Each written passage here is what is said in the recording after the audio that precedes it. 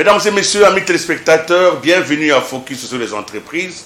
Cette émission que nous avons proposée déjà il y a plus d'une année pour permettre à notre public de connaître les entreprises qui produisent la richesse dans notre pays. Nous avons besoin de protéger les entreprises qui sont en réalité les voies par lesquelles un pays doit se développer, se développera. Il y a 14 ans, une agence importante a été mise en place par les autorités du pays. Il s'agissait de l'agence des grands travaux dans notre pays, donc l'agence congolaise des grands travaux, la CGT en sigle. 14 ans plus tard, qu'est devenue cette agence? Qu'est-ce qui a déjà été fait? Qu'est-ce qui sera fait dans les jours qui viennent? Nous avons donc le plaisir aujourd'hui de faire cet arrêt au nom de cet anniversaire heureux. Nous recevons sur ce plateau le directeur général de la CGT, l'ingénieur Charles Médard Ilunga, à qui j'ai dit bonjour. Bonjour, M. Willy. Voilà, merci donc d'accepter cette invitation, surtout dans le cadre de la redevabilité. Vous avez accepté de venir, de quitter les chantiers, les bureaux d'études, pour venir parler à la population. Nous allons donc entrer directement dans les vifs de notre sujet. Il y a donc quelque chose d'assez insolite. Quand vous étiez en train de célébrer l'anniversaire des 14 années de cette agence, vous avez plutôt proposé le plan stratégique en place et lieu des souvenirs. Donc, vous avez dit, nous allons faire donc un plan stratégique pour 2020 et 2024. Alors, pourquoi un plan stratégique les jours de la mémoire? Merci, c'est une question centrale. Comme vous savez, la planification stratégique aujourd'hui est à la base de la construction des entreprises. Vous savez, lorsqu'on crée des entreprises, c'est pour qu'elles puissent prospérer, c'est pour qu'elles puissent apporter des richesses, c'est pas pour qu'elles puissent disparaître. Il faut donc arriver à visualiser le fonctionnement de l'entreprise sur le court terme, le long terme, et voir dans quelle mesure il faut prendre les meilleures dispositions pour pérenniser le fonctionnement de l'entreprise. Vous savez, 14 ans, c'est déjà une bonne expérience comme entreprise des travaux, et c'est l'occasion où il faut redéfinir la vision. La vision, nous, aujourd'hui, pour l'agence, notre vision, c'est vraiment de se positionner comme un grand bureau d'ingénierie en Afrique, dans notre pays, de manière à apporter sa plus grande contribution au problème du développement de notre pays. Et c'est comme ça qu'on nous appelle agence des grands travaux. Ça veut dire que notre rôle, c'est réellement de chercher à mobiliser les grands travaux. Et là, quand je dis grands travaux, c'est à travers l'ingénierie des besoins. Il faut arriver à assister le gouvernement dans la définition des besoins, les besoins en infrastructure pour les cas d'espèce. Et c'est aussi l'occasion pour arriver à montrer comment permettre au gouvernement de mettre en œuvre, n'est-ce pas, de répondre à tous ces besoins, les besoins de la société. Alors, parce que nous parlons de ces plans stratégiques, pouvez-vous nous en dévoiler un peu quelques grandes articulations? Vous voyez quoi dans l'avenir? Oui, en fait, la vision stratégique pour nous, les plans stratégiques, et d'abord, j'aime vous dire que là, nous sommes à notre deuxième plan stratégique. Nous avions d'abord bâti le premier plan qui est parti de 2015 à 2019. Et donc, le deuxième plan, lui, va de 2020 à 2024. Et donc, à travers le deuxième plan, nous définissons une nouvelle vision. C'est celle, justement, comme je l'ai dit, d'arriver à bâtir l'excellence opérationnelle. Donc, devenir un grand bureau qui suscite, en fait, l'intérêt de l'ensemble du pays et se positionner en Afrique. Donc, c'est-à-dire, c'est chercher à voir comment créer de la croissance, comment développer les ressources congolaises, les ressources humaines congolaises, de manière à répondre aux problèmes des infrastructures. Donc, si je comprends bien, vous ne le dites pas, peut-être parce que vous êtes modeste, vous ne voulez pas en parler, mais peut-on dire que l'expérience accumulée à ce jour peut faire de vous un bureau qui peut exporter son expertise? Effectivement, à travers, on va sûrement y arriver, à travers tout ce que nous faisons, nous avons des piliers sur lesquels nous fondons ce plan stratégique. Et vous allez voir qu'à travers tous ces piliers, nous avons besoin de créer, de faire de l'ancrage en Afrique. Vous savez, aujourd'hui, on parle beaucoup du Bénin en Côte d'Ivoire. Et nous voulons justement être ce Bénin de la RDC. et internationaliser nos prestations. Donc nous devons pour cela arriver réellement à être donc l'agence la plus crédible qui soit, bâtie sur des standards internationaux, de manière à ce que nos prestations soient appréciées par les clients, par le gouvernement, par les partenaires privés, les plus grands avec lesquels nous travaillons. Vous savez, nous avons l'occasion de travailler avec des très grands partenaires du monde, donc des partenaires dans le domaine des infrastructures. Il y a donc lieu de bâtir une crédibilité, une accréditation auprès de ces partenaires. Pour y arriver, évidemment, vous avez, je me rappelle encore du discours prononcé par vous, vous avez évoqué la consolidation des valeurs. Vous estimez que pour arriver à percer les frontières nationales et aller dans le monde, vous devez en fait cultiver un certain nombre de valeurs. Peut-on savoir lesquelles? Quelles sont les valeurs cardinales qui sont au cœur de votre stratégie? Quelles sont ces valeurs? Comme bureau d'ingénierie, la première valeur qui nous permet d'être pérenne, de nous projeter dans le temps sur plusieurs années, c'est d'abord l'innovation. Donc ça veut dire qu'il faut améliorer chaque jour. Et chaque jour, il faut proposer de nouveaux produits. Vous savez, nous sommes spécialisés dans l'ingénierie des conceptions et dans les managements de projets.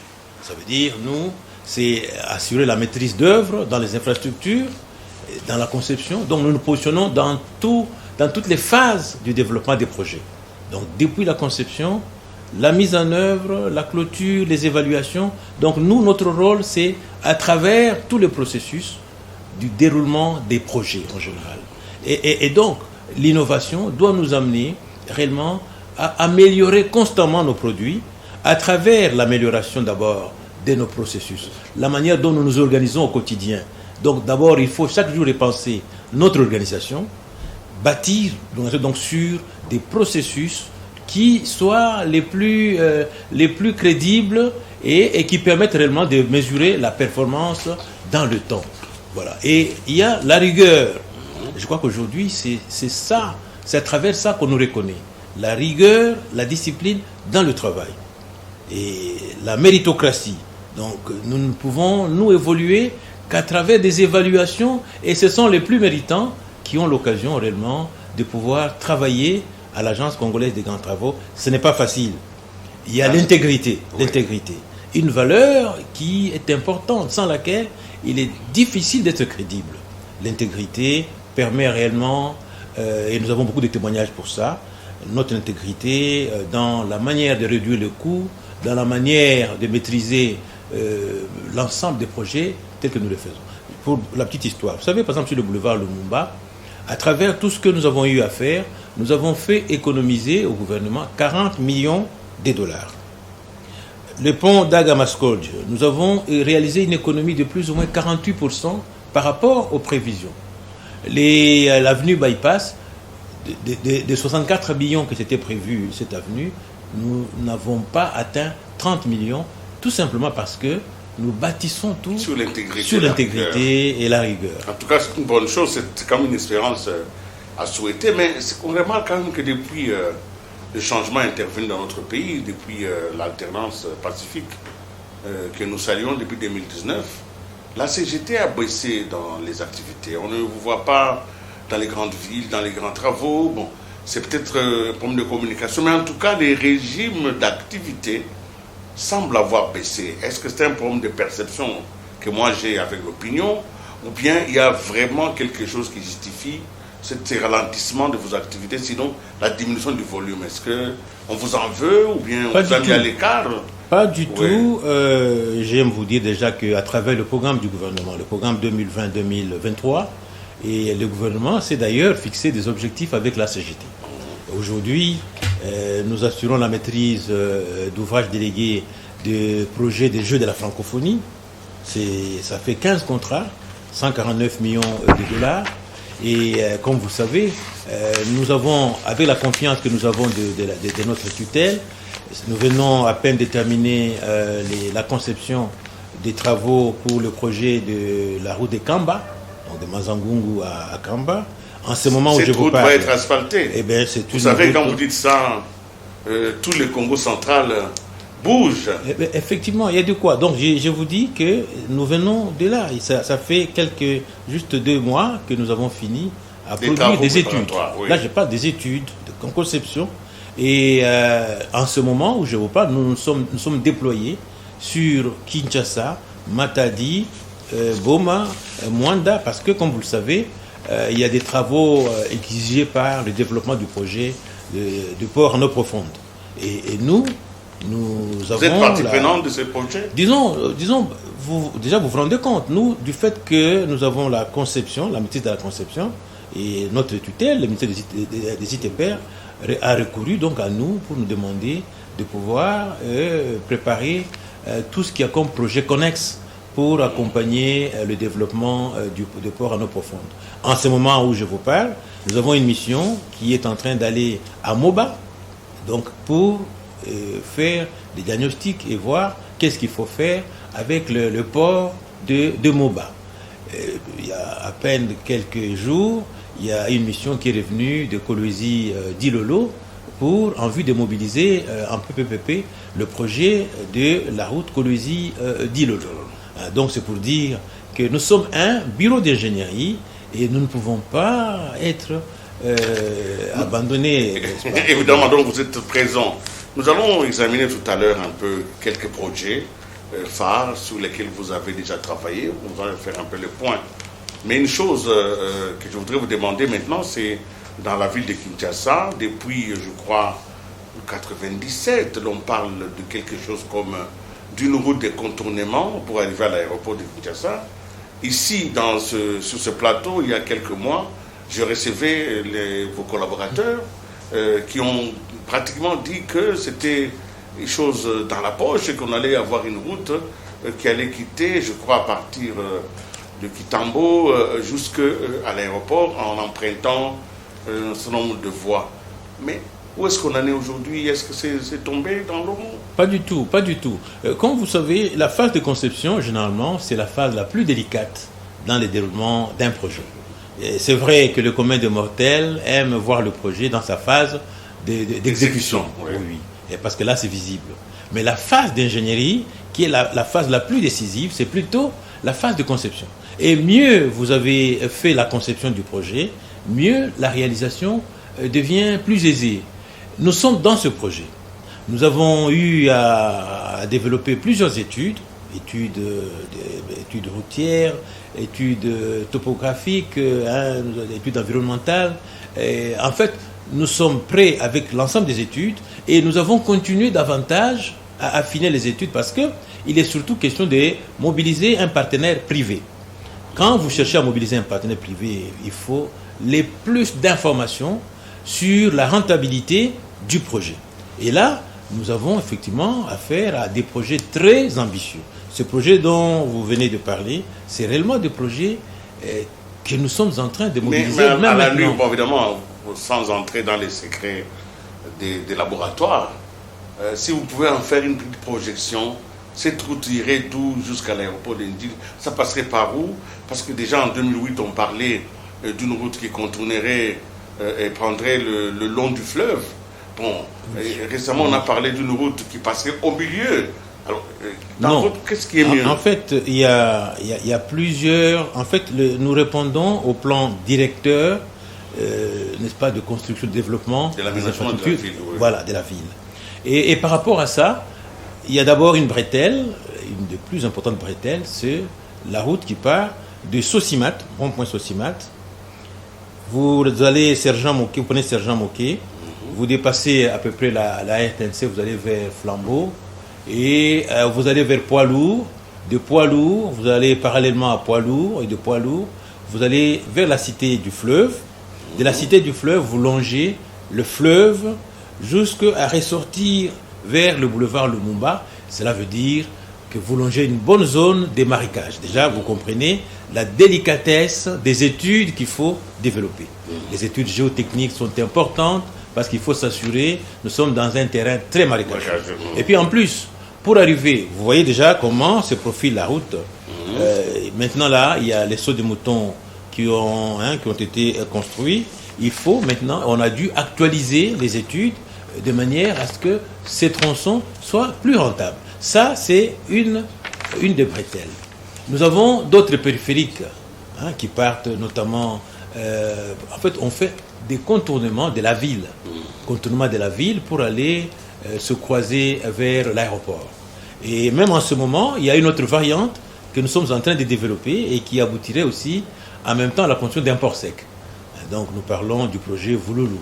Ça veut dire que là, nous sommes en train de faire des rings autour de la ville avec des pénétrantes qui permettent d'éviter que tout le trafic passe toujours par le centre-ville. Donc c'est vraiment plusieurs périphériques comme ça, oui. Je voulais vous savoir, vous connaissez la route périphérique qui contourne Paris. Oui. Et ça a un grand apport sur la mobilité dans cette région parisienne. Est-il possible d'avoir une route périphérique ici à Kinshasa? Non, c'est là justement l'objectif. C'est-à-dire nous sommes en train réellement de travailler pour la construction des rings, des périphériques, de manière à éviter que le trafic n'aille directement que vers le centre-ville. Que pour aller à l'aéroport, par exemple, il faut toujours passer par des points particuliers. Et donc, nous pensons que c'est un grand projet de réqualification des tissus urbains. Ça permet réellement de créer des pénétrantes et d'éviter pratiquement la congestion que nous avons aujourd'hui à Kinshasa, par exemple. Ça vous donne une connaissance approfondie du pays parce que vous êtes partout. Récemment, vous avez visité la route Kasomeno-Kasenga. Quel est son état? Où est-ce qu'on en est par rapport à la réalisation? Est-ce que c'est déjà fini? Non, pas du tout. Également là, un très grand projet. Et comme vous le savez, un projet qui se mobilise en PPPP, c'est toujours un projet de longue haleine. Il faut être crédible, il faut attirer les partenaires, il faut avoir le soutien du pouvoir public et il faut absolument amener le partenaire privé à plus d'assurance. Et nous venons effectivement d'une visite et vous avez suivi récemment les plus grands investisseurs qui apportent 210 millions dans le projet. Il est venu à Kinshasa. Il a rencontré le Premier ministre justement. Et c'était pour donner son engagement ferme dans le financement de ce projet. Donc c'est un projet attendu qui démarre et bientôt... Et ce projet va passer par la Zambie et certainement va nous ouvrir... on va un peu décongestionner Kasumbalesa. Exactement. C'est un projet qui se constitue comme une alternative par rapport au trafic vers Kasumbalesa. Vous êtes un homme de symboles, vous avez beaucoup la symbolique dans votre gestion. Vous avez même décidé de changer le logo de la CGT. Pourquoi? En fait, c'est pour affirmer notre identité. En fait, c'est une nouvelle carte d'identité que nous nous donnons. Vous voyez, nous déclinons autant de valeurs. Nos missions sont en train, chaque jour, d'être reprécisées. Et c'est ça le travail d'ailleurs du plan stratégique de développement, qui redéfinit de nouvelles missions, qui dit ce que nous devons faire. En fait, les logos, nous les changeons pour traduire réellement notre engagement dans les valeurs, pour que ces logos puissent traduire ce que nous faisons réellement, puissent communiquer à tous, à travers ça, tous ceux qui voient ces logos, il faut qu'ils arrivent à situer nos activités, à savoir que nous sommes réellement un grand bureau d'ingénierie et que nous visons le développement, la pérennisation et que nous avons des grandes ambitions. Donc c'est ça les bien fondés du changement de ce logo. Nous ne pouvons que vous souhaiter d'aller de l'avant, mais en même temps, je vois que vous êtes en train de chercher, ou sinon vous avez sollicité une certification ISO. Effectivement. Alors, je me dis, mais c'est quand même des travaux publics. Chaque étude comporte quand même d'une certaine manière un pourcentage d'erreur. Oui. Comment alors on peut en même temps savoir qu'il y a un pourcentage d'erreur possible, oui. En même temps on demande une certification. Oui. La certification ISO, c'est quand même la preuve que les choses sont parfaites. Effectivement. Comment pouvez-vous alors lier les deux? En fait, vous avez pratiquement donné des réponses, oui. Aux objectifs de la certification. C'est-à-dire que nous en tant que grand bureau d'ingénierie, je vous dis qu'aujourd'hui, nous avons parmi les meilleurs ingénieurs du pays, la CGT. Et donc, nous travaillons pour que nous ayons une accréditation internationale. Et pour ça, il faut que nous puissions montrer que nous sommes bâtis sur des standards internationaux, que notre organisation est basée sur des normes internationales, que nous faisons de la conception qui répondent réellement à des normes internationales. À ce moment-là, nos produits ne peuvent pas être mis en doute. Donc nous travaillons pour satisfaire le gouvernement, satisfaire d'autres clients, des partenaires, effectivement, accroître notre crédibilité. Vous en êtes à quelle étape de cette certification? À cette étape, je crois que nous avons déjà produit beaucoup de processus qui sont des outils importants, qui montrent comment nous sommes organisés. Nous avons une meilleure cartographie aujourd'hui de tous les processus. Nous avons des acteurs et nous sommes dans la forte sensibilisation de manière à ce que l'implication du personnel soit la plus forte possible. Et dans tous les cas, l'objectif, c'est qu'à la fin de l'année 2022, c'est d'obtenir la certification en invitant les certificateurs de venir visiter. Il faudra qu'il y ait des audits à blanc d'abord, et ensuite, il faut qu'on arrive à venir auditer nos méthodes et qu'on puisse donc arriver à obtenir cette certification. Donc vous avez confiance que cette certification, vous l'obtiendrez? Nous avons confiance parce que nous travaillons dur pour ça. Je vous assure, ce n'est pas facile. Vous savez que un projet de changement est un projet toujours très difficile. C'est un projet qui se bute à beaucoup de résistances et effectivement, c'est contre toutes ces résistances qu'il faut travailler pour que vers fin décembre, nous pensons obtenir cette certification. Parce qu'il s'agit des méthodes, des processus de votre gestion.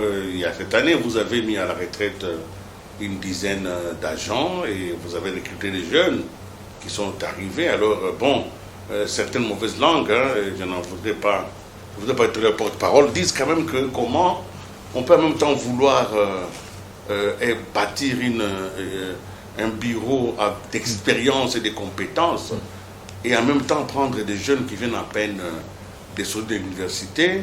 Est-ce que ce n'est pas une dynamique contradictoire? Non, je vous dis, nous sommes vraiment très rigoureux aussi bien dans les recrutements, je vous assure. Et nous faisons tout, je vous ai dit ici, que nous avons la meilleure expertise, parmi la meilleure expertise du pays. Pourquoi? Parce que nous sommes rigoureux dans la sélection. Nous attirons des talents parmi nous. Aujourd'hui, je peux vous dire que l'âge moyen à la CGT est de plus ou moins 40 ans. Et nous tenons à ce qu'à 2024, que l'âge moyen puisse baisser, puisse aller à 34 ans, par les recrutements qualitatifs. Il ne s'agit pas vraiment de prendre des gens au hasard. Et je veux par exemple vous dire, en 2009, la CGT, après sa naissance, la CGT n'avait que 18 ingénieurs en son sein, sur un personnel de plus ou moins 90, un effectif de plus ou moins 90. Aujourd'hui, la CGT a plus de 87 ingénieurs. Donc le personnel métier est en train de s'accroître. Et nous voulons qu'à 2024, que le personnel métier soit les plus représentatifs. Je vous dis, quand nous avons commencé, la CGT a plus de personnel administratif que du personnel technique. Et pourtant, nous sommes là, je vous dis, un bureau d'ingénierie. Donc nous tenons à renverser, mais pas les recrutements des jeunes. Et ces jeunes, je crois que vous avez eu à les accueillir sur votre plateau ici. Vous avez découvert leur ingéniosité très élevée, leur dynamisme qui n'est pas à démontrer. De toute façon, ça n'attend pas le nombre d'années. Pas du tout. On est bien né, qu'on a été bien formé. Et c'est dans cette optique-là que je voudrais vous poser la question suivante. Le ministre, votre tutelle, j'ai lu un peu dans la presse, quand il est allé au Grand Katanga, il avait souhaité que, parce qu'il y a des formats de concessions, il avait souhaité que tout ce qu'il y a comme concession sur le plan des routes puisse embrasser le standard qui a été pratiqué sur la route Kassumbale, Samon, Kambo et Sakania. Effectivement. Et cette route, donc, je vois que ça doit être l'entreprise CCEC qui a fonctionné. Le ministre donc a pris cet exemple-là comme un modèle. Oui. Qu'en est-il exactement? Est-ce que ce n'était pas du favoritisme? De quoi Non, parlait-il? pas du tout. C'est-à-dire que, vous voyez, notre ministre est très sensible aux améliorations. Oui. Et tout de suite, il a vu que ce projet de Kasumbalé Sakanya a été un projet qui s'est développé avec une très grande vitesse, une très grande rapidité dans l'exécution. Et vous savez, en une année, l'entreprise a presque livré 150 km de routes revêtues. Ça, c'est réellement un record. En une année? Oui, en une année. Et le ministre veut que cela soit réellement la meilleure manière d'organiser les autres travaux en général. Et naturellement, c'est un motif de satisfaction pour notre ministre, tel que ça fonctionne. Et nous avons donc aujourd'hui l'occasion aussi de parler, par exemple, d'un nouveau modèle. C'est la route dont vous avez parlé, de Kasomeno, Kasenga, Tchaloué. Ça va être aussi une route avec des outils extraordinaires de gestion. Pour la première fois, c'est une route, un projet qui sera modélisé, numérisé. Donc il est possible de faire des choses bien dans un temps record. Tout à fait, il y a moyen. Oui, mais ça demande quoi ça? Ça demande, il faut mobiliser le plus de moyens. Vous savez, lorsqu'un privé peut facilement, en une année, mobiliser 229 millions de dollars en fonds propres, eh bien, il faut saluer cela. Il faut saluer cela. Ah, ça veut dire que de l'autre côté, s'il n'y a pas mobilisation des moyens, les retards est compris. Oui, c'est exact. C'est peut-être pour ça qu'on vous a vu dans la délégation de votre ministre et du Premier ministre visitant quelques chantiers sur les 9e Jeux de la francophonie. On s'inquiète même pour savoir si ces Jeux auront vraiment lieu. J'ai l'impression qu'on a fait un peu recours à la CGT, un peu comme à la Rambo, pour que vous veniez renforcer. Vous n'avez jamais été associé au début? Non, pas du tout. Au début, je crois que le ministère des ITP n'était pas intéressé. Associé. Oui. Mais maintenant, avec le temps, le gouvernement a dû rapidement refaire l'organisation de manière... C'était au regard des petites difficultés qu'il y a eu. Et c'est comme ça qu'aujourd'hui, je crois que toutes les parties prenantes se mettent ensemble. Vous êtes ceux qui ont... Maintenant, quel est le dossier? L'état du dossier, est-ce que les chantiers sont à 0? Pas du tout. Non. Vous savez, je vous ai dit, ça fait plus ou moins 15 contrats. Et sur les 15 contrats, vous avez plus ou moins 13 contrats qui avancent très bien. Et sur lesquels, je crois que le ministre a marqué, et même le Premier ministre, en tout cas, ils ont marqué beaucoup de satisfaction. Alors, il y a un projet, particulièrement, qui a aussi suscité l'attention du gouvernement, c'est plutôt les villages des Jeux de la francophonie. Et c'est là qu'il y a aujourd'hui une concentration des efforts pour que tout le retard qui est aussi remarquable, ce retard, puisse être récupéré. Donc je crois que c'est ça ce projet qui est l'étape critique des Jeux de la francophonie et tout le monde travaille pour que à cette étape aussi il y ait une accélération. Quand vous voyez les passerelles, parce que vous avez été comme associé aux passerelles. Oui, nous sommes les concepteurs des passerelles. Oui. Mais ils ne sont pas utilisés. C'est exact. Personne ne passe sur les passerelles. Aujourd'hui, c'est encore même grave. Quand vous traversez les sauts des moutons, eh bien, au-dessus des sauts des moutons, des piétons sautent sur les sauts des moutons et traversent le boulevard. Alors, c'est souvent peut-être fatigant, ça peut décourager un peu ceux qui travaillent. Alors, est-ce que dans la conception, vous ne tenez pas compte de la mentalité de la population à qui vous adressez un ouvrage? Non, vous savez, dans la conception, nous avons vraiment tenu compte de toutes les contraintes du passé. Nous avons tenu compte notamment des anciennes passerelles qui étaient construites en béton armé et avec, au regard des accidents qu'on a eus sur ces passerelles. Et ici, nous avons proposé un modèle métallique plus facile avec un tirant d'air, l'espace entre le sol et le tablier, un peu plus haut, plus élevé, pour rassurer le trafic. Et puis, le positionnement des passerelles, c'est un positionnement issu des études, des enquêtes des usagers. Nous avons identifié les endroits les plus accidentogènes de la ville. Et vous savez aussi que le gouvernement, dans sa dernière réunion, a demandé qu'on puisse de nouveau, n'est-ce pas, faire l'état des lieux des anciennes passerelles. Et d'ailleurs, le président de la République a insisté pour demander pourquoi les 3 dernières passerelles n'ont pas été achevées. Oui, pourquoi non, ne vous en faites pas. C'est-à-dire que c'est vrai, dans le déroulement du projet de passerelle, entre la conception du début et l'offre qui avait été présentée et acceptée, il y a eu des petites différences qui ont fait justement que les emprises qui devaient recevoir les fondations étaient occupées par les réseaux, câbles électriques, Régie des eaux, CEP Congo. Et ça a été une difficulté parce qu'il fallait déplacer les réseaux de conduite. Et ça a pu gêner surtout les passerelles de la deuxième phase. Parce que vous avez les 3 premières passerelles, première rue, 17e rue et 13e, qui ont été exécutées. C'était initialement prévu pour 8 mois. Et là, ça a pris pratiquement 2 années. 2 années. Alors la suite, c'est plutôt là où ça a été le plus difficile. La suite parce que dégager les emprises posait énormément de problèmes. Il fallait dégager, désintéresser les riverains, et en respectant la loi naturellement, en suivant toute la procédure judiciaire. Pour certains, ça nous a pris par moment 2 années, par exemple, pour dégager les derniers riverains de Kingasani Yasuka. Mais aussi, nous avons vu qu'il y a des difficultés pour l'entreprise pour rapidement se réorganiser par rapport au dépassement de délai. Vous voyez, le délai a connu beaucoup de dépassements, de 8 mois. 2 ans.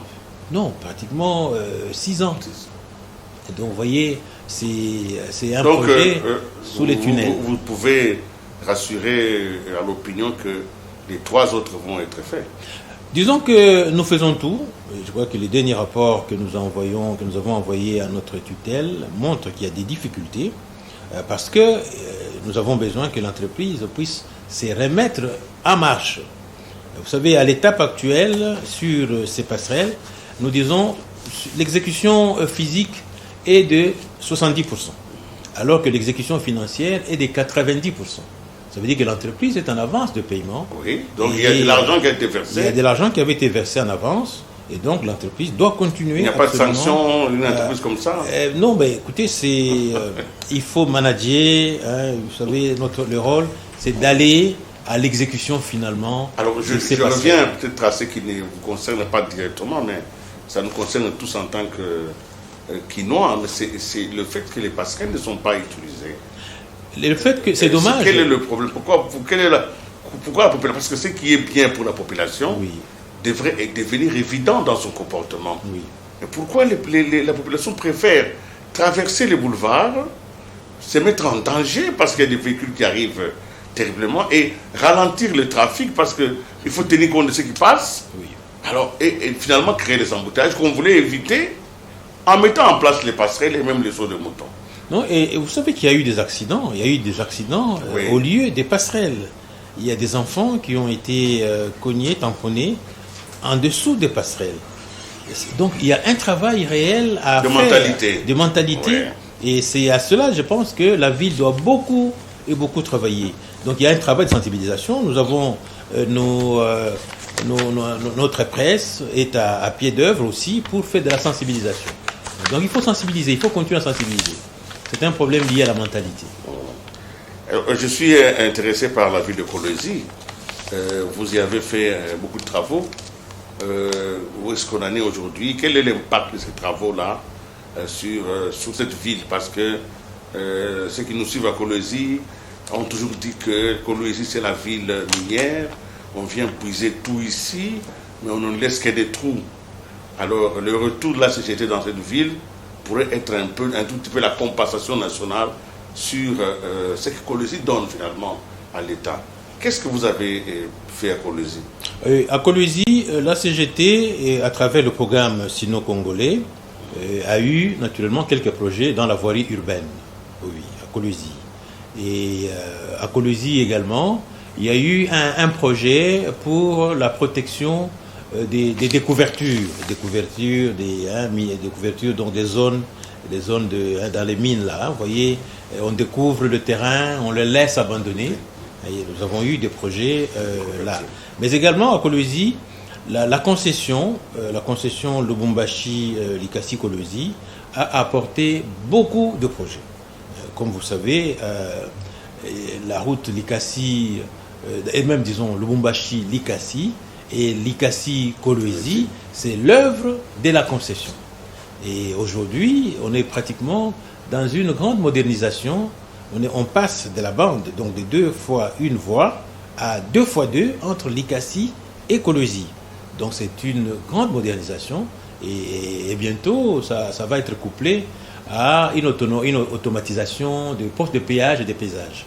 Et ça, vous verrez, ça va être une transformation très grande et de la même manière, ça va se faire entre Likasi et Lubumbashi. Donc 2 fois 2 voies, des bandelages, mais également nous reviendrons sur les recommandations de notre ministre, le marquage au sol en vue de rendre la route très propre, très belle. Et ça va donner, je crois, beaucoup plus une nouvelle image à la ville, aux villes, notamment la ville de Lubumbashi, de part vers Kolwezi, Likasi, et surtout la ville de Kolwezi. Monsieur le directeur général, évidemment, cette émission est en train d'aller vers sa fin. Je voudrais, en 14 années, vous avez mis en place beaucoup d'instruments de gestion. Il y a eu beaucoup d'innovations. D'ailleurs, vous en parlez naturellement, sans vous rendre compte que c'est des choses qui n'existaient pas avant. Je voudrais que vous reveniez un peu sur 2-3 concepts qui, à mon humble avis, constituent non pas seulement des innovations, mais aussi comme des zones d'incompréhension. Par exemple, pour la gestion des routes, le gouvernement a décidé de ce que vous avez appelé les concessions. C'est un modèle qui n'était pas ici. Alors, de quoi s'agit-il exactement? Parce que quand on parle de concessions, ça veut dire quoi exactement? Si vous pouvez un peu vous expliquer sur les concessions, dans le modèle qui est mis en place pour gérer construction et gestion des routes. Très bien. Vous savez, les budgets de l'État, généralement, sont maigres. Les budgets consacrés aux infrastructures, et particulièrement aux routes, sont généralement très maigres. Et ce qu'il faut, c'est de recourir au privé, aux ressources, aux capitaux des privés, de manière à ce que les privés amènent leur expérience, et leur rigueur notamment, dans la construction, d'abord dans le financement, dans la construction et dans l'exploitation. Et c'est ça l'expérience actuelle, et eux, donc ce qu'on appelle les concessionnaires, les entreprises privées qui viennent, se rémunèrent à travers les fruits de péage. Donc ils entretiennent les péages et ils se rémunèrent à travers les péages. C'est un mode de financement, vous voyez, comme on dit, innovant, parce qu'il repose sur la confiance entre les publics et les privés.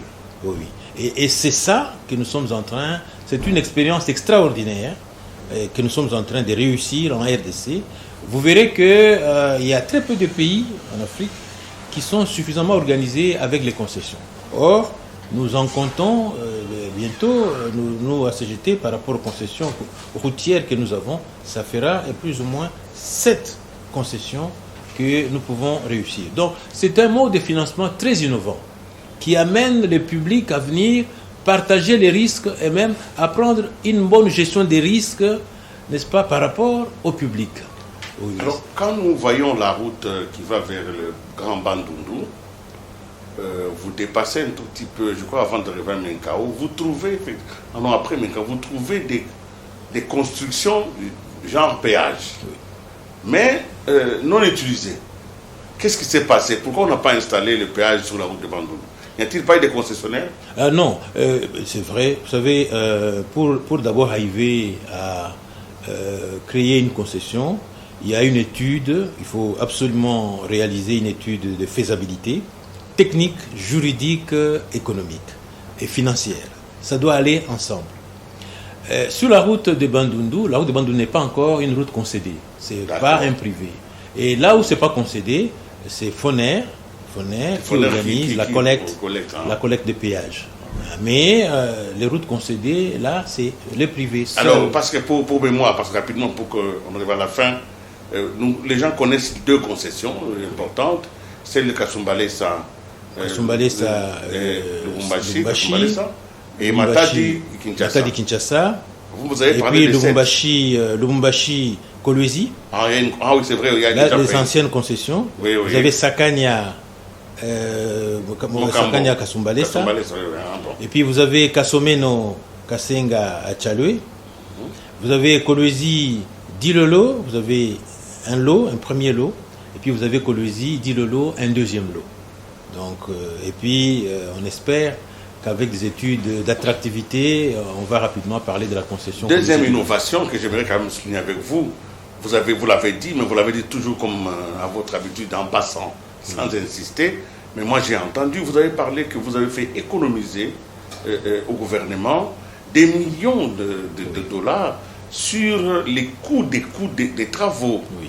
Alors, ça signifie que vous avez une méthode pour faire efficacité et bon prix. Oui. Qu'est-ce que vous avez mis en place?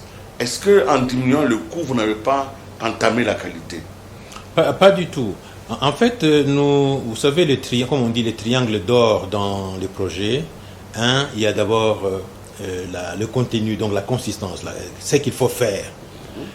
Il y a la qualité, il y a le coût, et puis il y a le délai. Donc il faut que les trois choses puissent aller ensemble. Il faut travailler absolument à ce que les coûts soient optimisés. Alors, comment on peut optimiser le coût? D'abord, c'est en définissant les meilleurs processus. Comment faut-il chaque jour un plan d'assurance qualité? Il faut mettre en place des plans d'assurance qualité avec des intervenants compétents. Quand vous avez des intervenants compétents, avec des processus qui sont assez faciles à vérifier, à auditer, je crois que vous avez beaucoup de chances, moyennant l'intégrité, comme j'ai dit, à optimiser le projet.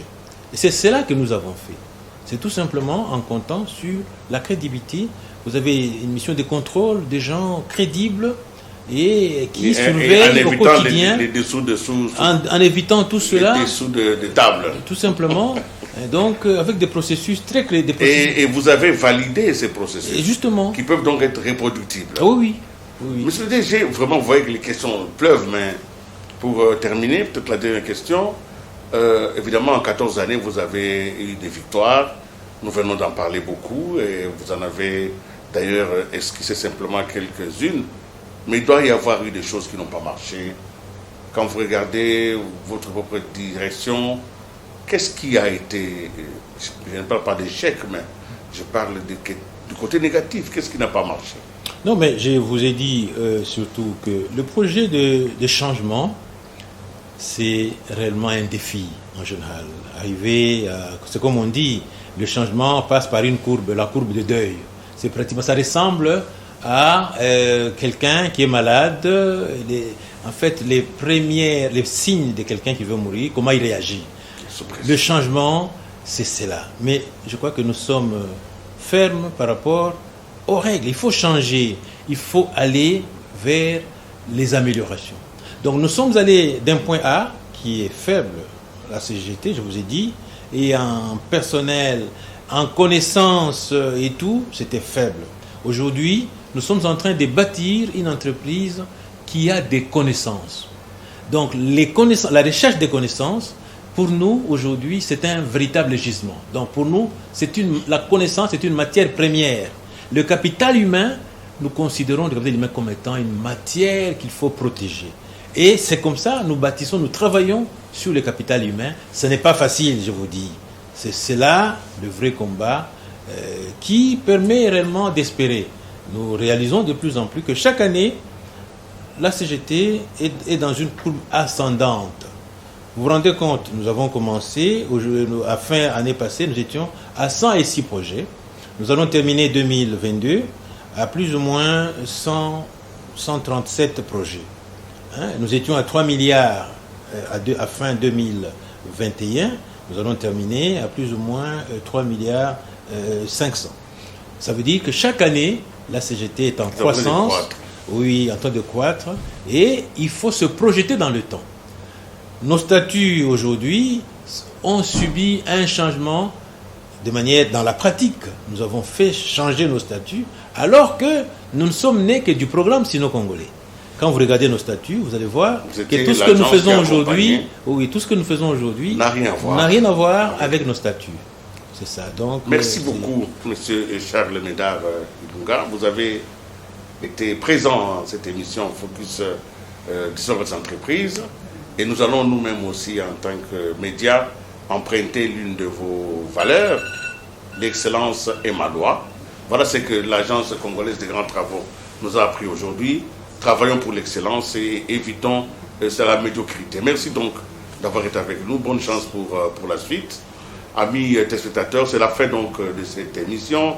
Je sais que vous êtes nombreux à avoir suivi cette émission et nous qui aimons bien les grands travaux, qui aimons le développement, nous devons soutenir les entreprises qui font beaucoup d'efforts pour améliorer non seulement la relation qualité-prix, mais surtout, et je l'ai appris ce soir, pour optimiser l'ensemble des variables dans un processus.